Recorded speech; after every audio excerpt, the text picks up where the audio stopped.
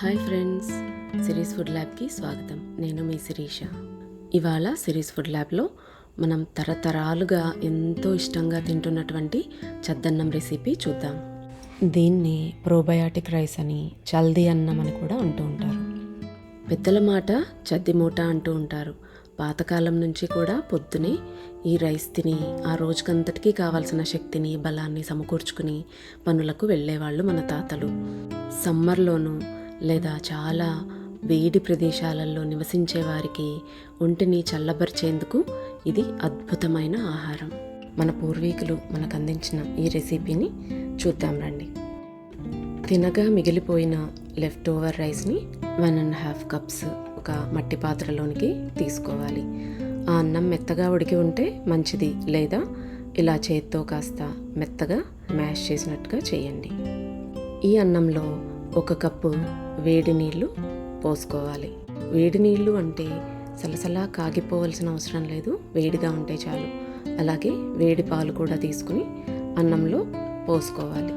అంతా ఒకసారి మిక్స్ చేసి 2-3 నిమిషాలు అయిన తర్వాత మరీ వేడిగా లేకుండా వెచ్చగా ఉన్నప్పుడు 1/2 to 3/4 స్పూన్ దాకా పెరుగు కానీ కాస్త మజ్జిగ కానీ వేసి అంతా ఒకసారి కలుపుకోవాలి.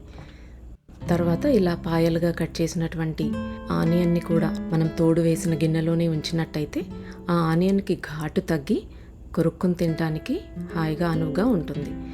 అలాగే 2-3 పచ్చిమిరపకాయలని కాస్త స్లిట్ చేసి అందులోనే వేసినప్పుడు ఏ పచ్చడి నంచుకు తినడానికి అవసరం లేకుండా మిరపకాయని కొరుక్కుని కూడా తినవచ్చు. ఇక మూత పెట్టేసి ఆ రోజు రాత్రంతా ఉంచినట్టయితే మార్నింగ్ కల్లా గుడ్ బ్యాక్టీరియా డెవలప్ అయి మంచిగా ఫర్మెంట్ అవుతుంది. ఒక్కసారి కిందకు మీదకు అంతా మిక్స్ చేసుకోవాలి. అంతా మిక్స్ చేసుకున్న తర్వాత సర్వ్ చేసుకునే ముందు కాస్త ఉప్పు కలుపుకుని సర్వ్ చేసినట్టయితే చాలా బాగుంటుంది. సాల్ట్ అవాయిడ్ చేయాలనుకుంటే యాడ్ చేసుకోకపోయినా కూడా పర్వాలేదు.